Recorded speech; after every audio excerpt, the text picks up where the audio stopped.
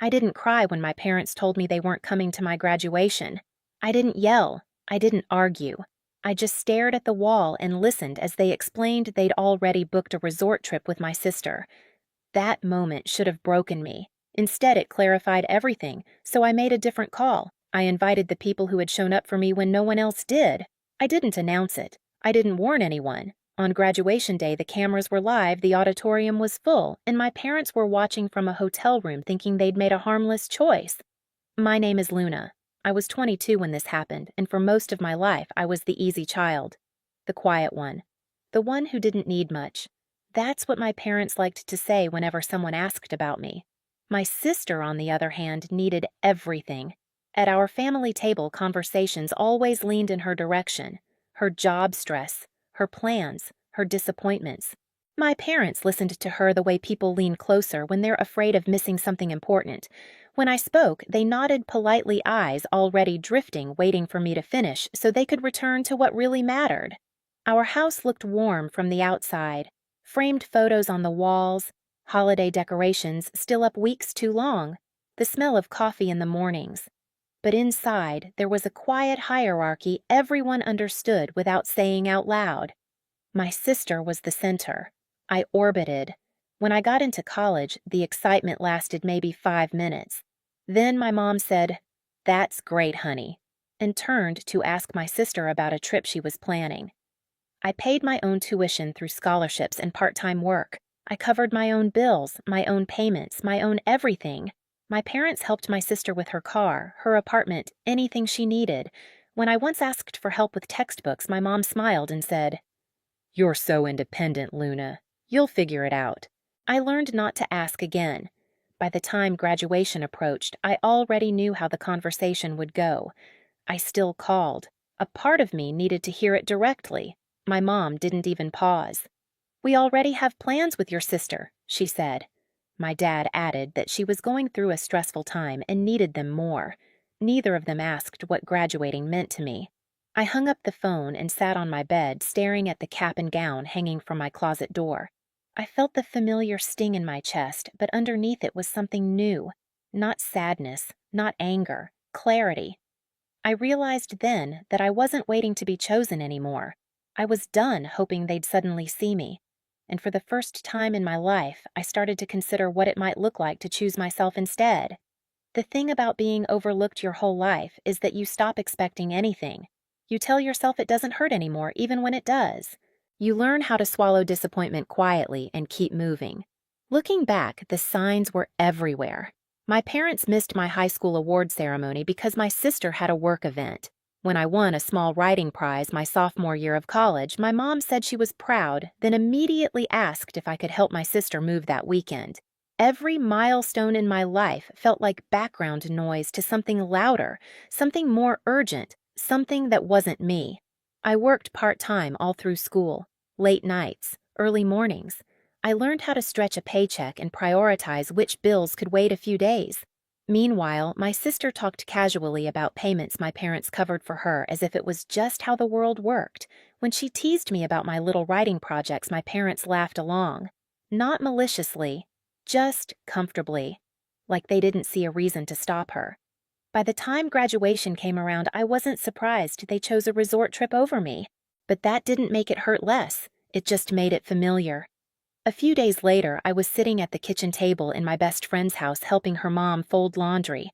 It was one of those ordinary afternoons that feel warmer than they should. The radio hummed softly. The windows were open.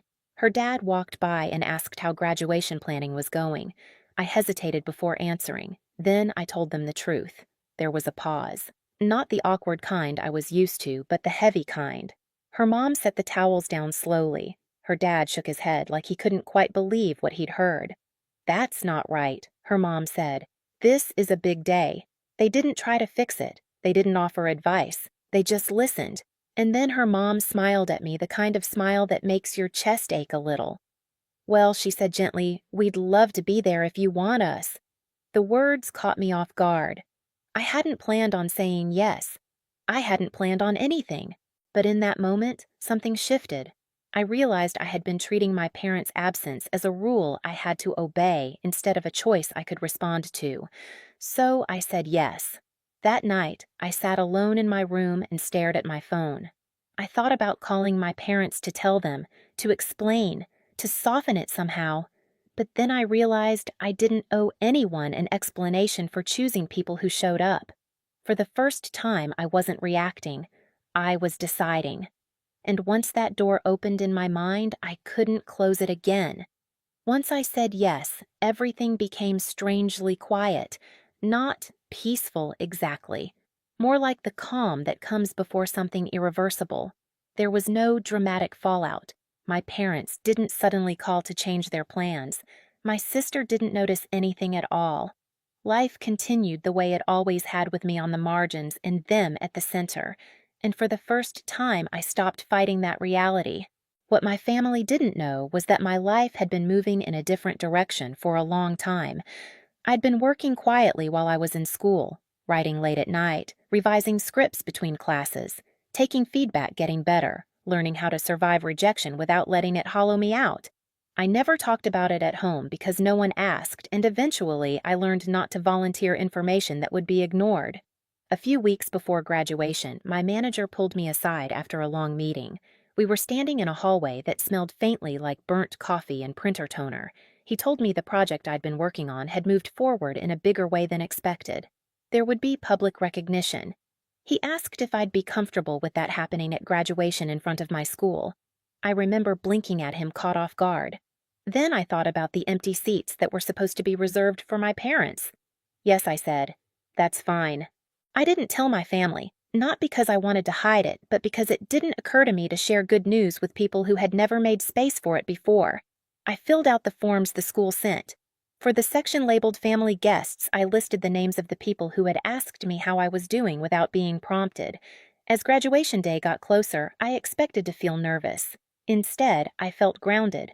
I pressed my cap, laid out my gown, and folded it carefully over the back of my chair. When my mom texted me a photo of the resort view, I stared at it for a moment before setting my phone face down. That night, I stood in front of the mirror and barely recognized myself. Not because I looked different, but because I felt different. Lighter. More solid. I realized something then that I wish I'd understood years earlier. Losing people who never really showed up isn't a loss. It's a release. And as I turned off the light and crawled into bed, I knew that the next day wouldn't just be about finishing school. It would be about who got to stand with me when everything I'd built finally became visible. Graduation day arrived without drama. No last-minute calls. No sudden change of heart. The morning light slipped through the curtains, soft and unbothered, like the world wasn't holding its breath the way I was. I got dressed slowly. The fabric of the gown felt heavier than I expected, the sleeves brushing against my wrists as I adjusted it. My cap sat crooked at first, and I laughed quietly to myself as I fixed it in the mirror. I didn't see a girl waiting to be noticed anymore. I saw someone who had finished something hard. When we arrived at the auditorium, the air buzzed with noise. Families filled the rows, hugging, laughing, taking photos that would end up framed or forgotten in drawers. I scanned the crowd out of habit, even though I already knew where my parents would not be sitting. Then I saw them. My best friend's parents were waving from the family section, her mom already holding a tissue, her dad grinning like this was his own child's moment. Something warm settled in my chest. Not sadness, not longing. Gratitude. As we lined up backstage, the lights dimmed and the music swelled. Names were called. One by one, students crossed the stage. When it was my turn, I stepped forward, heart-steady hands relaxed. I shook the dean's hand and accepted my diploma, smiling into the applause. It was loud, genuine, and for the first time it felt like it was meant for me. I thought that would be the peak of the day. I was wrong. After the last name was called, the dean returned to the microphone. He paused, glancing toward the wings of the stage, then back at the audience. Before we conclude, he said, we have a special recognition from one of our industry partners. A ripple moved through the room. I felt my pulse quicken, but I kept my face-neutral eyes fixed ahead. A woman stepped onto the stage, confident, polished. I recognized her immediately. She had been part of my professional life for years, long before my family ever cared to ask what I was doing with my time. She took the microphone and spoke clearly, calmly, the kind of voice that commands attention without asking for it. One of your fellow graduates has contributed to a project that exceeded every expectation we had, she said. Her work became the foundation of a major production currently moving forward. The room went quiet. I could feel people shifting in their seats. She said my name. I stood legs slightly unsteady now and walked back onto the stage. The lights were brighter up close, warm against my skin. I accepted the folder she handed me, my fingers tightening just enough to remind myself to breathe. She spoke about the project in careful, rounded numbers. A significant budget, a long-term opportunity, a commitment that would change my life. I didn't look for my parents. I didn't need to. Then she said it. We would also like to acknowledge the parents who supported her throughout this journey. Time slowed. I heard a few murmurs ripple through the audience. She turned not toward the empty seats my parents would have occupied, but toward the section where my best friend's parents were sitting. Would you please join us on stage? For a split second, they didn't move. Her mom looked around confused, her hand hovering near her chest. Her dad leaned in, whispering something I couldn't hear. I met their eyes and nodded. They stood. The walk up the aisle felt longer than my own walk across the stage. The audience watched, curious, uncertain. When they reached us, her mom was already crying. Not quietly, openly. The kind of crying that comes from being overwhelmed by something you never expected to be part of. The woman handed them an envelope and a framed certificate. She explained it simply. A recognition gift. A thank you for believing, for showing up, for being present. The amount was stated once clearly without fanfare. The room reacted instantly. Gasps, applause, people standing. Her mom covered her mouth. Her dad wrapped an arm around her shoulders, eyes shining. I stood there, letting it happen, letting the truth exist in the open. The cameras captured everything, the expressions, the confusion turning into understanding, the pride that had nothing to do with blood. Hundreds of miles away, my parents were watching from a resort room. I know this because later when I checked my phone, the proof was there. But in that moment, I didn't think about them at all. I thought about every night I'd spent working alone, every bill I'd paid myself, every time I'd swallowed a story because no one wanted to hear it, and I felt something settle into place. This was what showing up looked like. When the ceremony ended, the crowd spilled out into the afternoon sun. My best friend's parents hugged me tightly over and over like they were afraid letting go would make it disappear. "We're so proud of you," her mom kept saying. "We're so proud." I smiled, nodded, thanked people as they congratulated me. I took photos, I laughed, I breathed. Then my phone started vibrating. At first, I ignored it. I didn't need to look to know who it was, but it kept going. Buzz after buzz after buzz. When I finally pulled it out of my pocket, the screen was almost completely filled with notifications, missed calls, messages, more missed calls, 78 of them, texts layered on top of each other, some frantic, some angry, some pleading. My mom's name over and over, my dad's number, my sister suddenly desperate. I didn't open a single one. I turned the phone face down and slid it back into my pocket.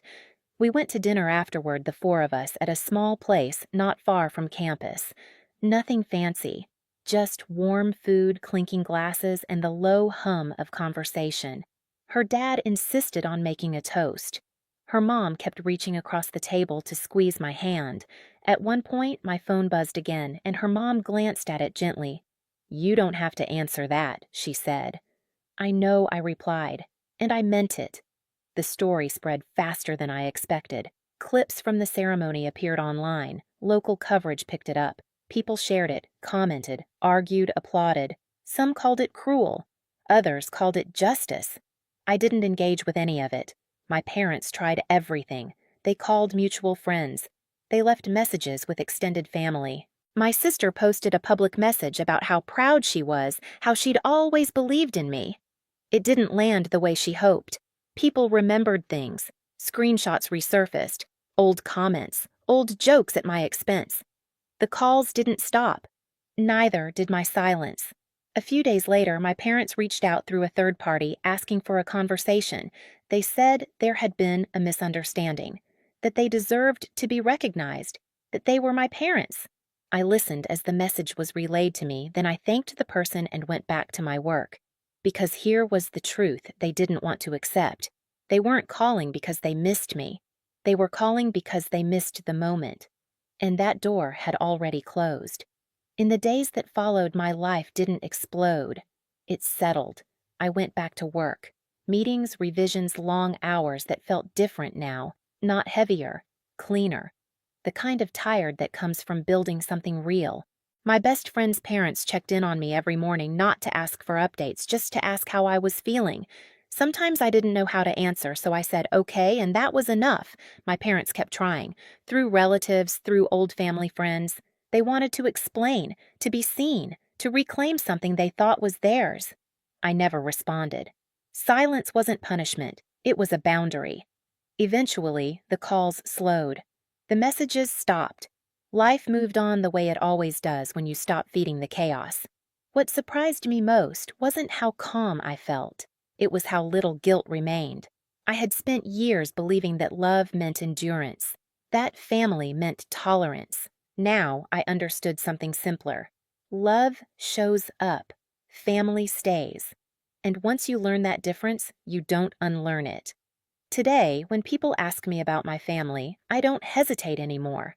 I talk about the ones who showed up, the ones who sat in the front row, the ones who chose me without conditions. Blood didn't make them my family. Presence did. If you've ever been overlooked by the people who were supposed to stand beside you, know this: you're not wrong for choosing yourself. You're not cold for closing a door that kept you small. If this story felt familiar, share it in the comments. And hit subscribe so you don't miss the next story.